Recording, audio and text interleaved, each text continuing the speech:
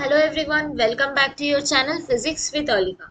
Today we will discuss another problem from NEET 2022. Okay, if you have not subscribed the channel, then please subscribe the channel and press the bell icon. Now we will start.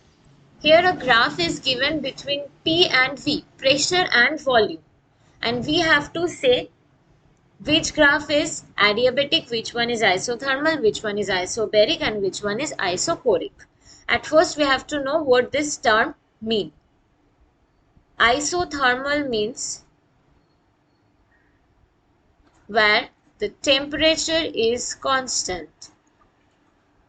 Adiabatic means where the heat transfer is constant.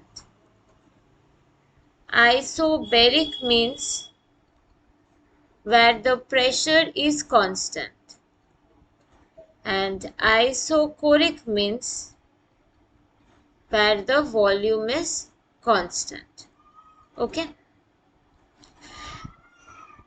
From these two facts, we can easily say which one is isobaric and which one is isochoric. Now see, this is a PV graph. If we represent this graph by this straight line, what does the straight line signify? The significance of the straight line is the volume is continuously increasing, but the pressure is not increasing. For this volume, the pressure is this. Suppose this is V1, this is P1. Volume is increasing, it is V2, but still the pressure is same. P2 is equals to P1, we can see from the graph. That means here volume is increasing, but the pressure is constant. So here we can say the pressure is constant. So this graph is isobaric, right? So from this, we can say this number 4 is isobaric. Okay. Now come to the point of isochoric. Isochoric means pressure is increasing or decreasing, but the volume is constant. Suppose the line is like this. That means the volume is constant. There is a one volume of the gas, but the pressure is still increasing. See, the pressure is increasing, but the volume is constant, right? There is only one value of the volume. So from here we can say this graph 1 is isochoric, right? Now we will come to the point of isothermal and adiabatic. For isothermal, we know that PV is equals to K. This is the equation. And for adiabatic, this is equals to PV to the power gamma K. Okay, PV to the power gamma K. So from here, for the first one, for the isothermal one, we will calculate the slope. For isothermal, PV is equals to K. Okay, we have to calculate the slope. So slope means y divided by x. Change in the y-axis divided by change in x-axis. So this should be del P by del V, right? So now we are differentiating this. This is P dV plus V dP is equals to 0. So V dP is equals to minus P dV. So dP by dV is equals to minus P by V. This is the slope for isothermal, right? So we are writing this for isothermal slope. Slope for isothermal, that means T equals to constant, is minus P by V. Now we will calculate the slope for adiabatic. For adiabatic, PV to the power gamma equals to K. So P gamma V, gamma minus 1 dV, we are just differentiating, okay? Plus V to the power gamma equals to dP is equals to 0.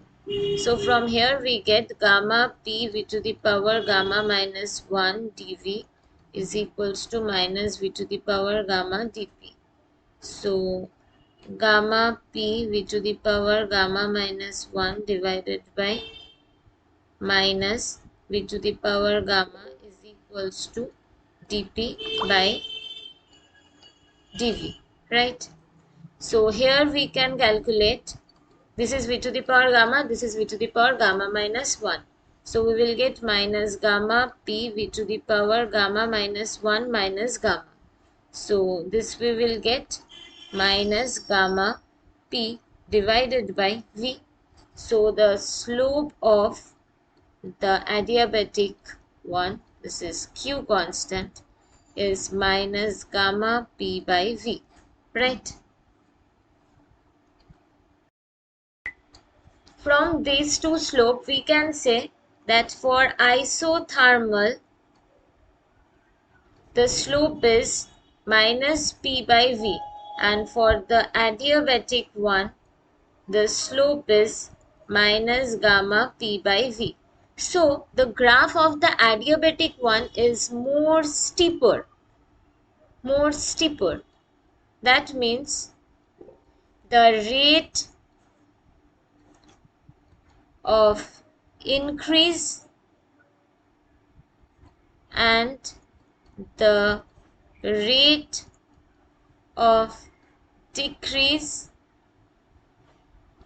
is more in adiabatic graph. Okay. So from this 3 or 2 we can see, suppose these are coming this.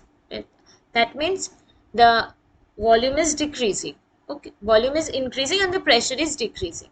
So here where the decrease rate is more, where it is decreasing more fast.